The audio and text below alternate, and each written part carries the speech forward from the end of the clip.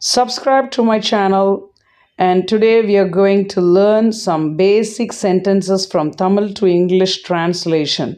இன்னைக்கு நம்ம பிகினர்ஸ்க்காக ஒரு சூப்பரான ஒரு வீடியோ. இந்த வீடியோவில் நீங்கள் ஆடியோ மட்டும் கேட்க போகிறீங்க. விஷுவலாக லெட்டர்ஸ் வேர்ட்ஸ் எல்லாம் வரும். எனது கார் மீண்டும் வேலை செய்வதை நிறுத்தியது. அதாவது உங்கள் கார் வேலை செய்கிறது நிப்பாட்டிருச்சு அப்படின்னா நீங்கள் இந்த ஃப்ரேசல் வேர்ப் யூஸ் பண்ணுங்கள். My car broke down again. மறுபடியும் அது வேலை செய்யாமல் போயிடுச்சு அப்படின்னா அடிக்கடி அது ரிப்பேர் ஆகிட்டே இருக்குது அப்படின்ற அர்த்தத்தை சொல்லக்கூடிய ஒரு phrasal verb broke down. So இதில் எனக்கு ஒரு சென்டென்ஸ் நீங்கள் மேக் பண்ணி அனுப்பணும். எப்படின்னா, நான் நேற்று போயிட்டு இருந்த பொழுது திடீர்னு எனக்கு என்னுடைய கார் வேலை செய்கிறத நிறுத்திடுச்சு.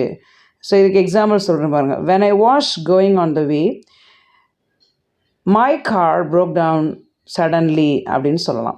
Next one, you turned out to be selfish after your marriage. இதில் நீங்கள் ஈவன் கூட சேர்த்துக்கலாம்.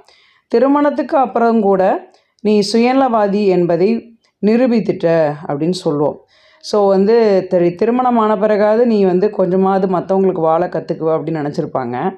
பட் அப்போ கூட நீ நிரூபிச்சுட்டு நீ மேரேஜ் பண்ண பிறகும் நீ செல்ஃபிஷாக தான் இருக்கிற அப்படின்ற சொல்லும்போது டேர்ன்ட் அவுட் அப்படின்றது அதாவது அவங்க அதே நிலையிலே இருப்பது.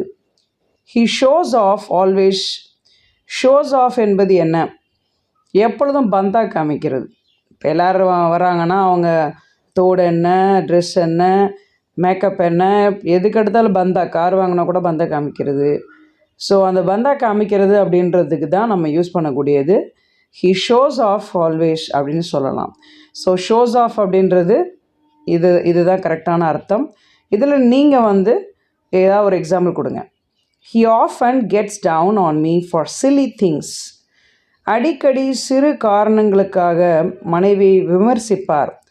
விமர்சிப்பது அப்படின்றது கிரிட்டிசிசம் சொல்லுவாங்க இல்லையா? ஸோ அதை கெட்ஸ் டவுன் அப்படின்ற எல்லாத்துலேயுமே அது குறை சொல்லிக்கிட்டு கிரிட்டிசைஸ் பண்ணுறது. இது நல்லா இல்லை, இந்த தோடு நல்லா இல்லை, இது என்ன இப்படி இருக்குது, குறையாக சொல்கிறது. ஸோ அந்த மாதிரி இருக்கிறாங்க சில பேர். நான் விவாதத்தை விட்டு கொடுத்துடுவேன். இது என்ன அர்த்தம்னா, இந்த ஆர்கியூமெண்ட் வரும். ஹஸ்பண்ட் ஒய்ஃப்குள்ளே ஆர்கியூமெண்ட் வரும், பேரண்ட்ஸ் சில்ட்ரனுக்குள்ளே ஆர்கியூமெண்ட் வரும்.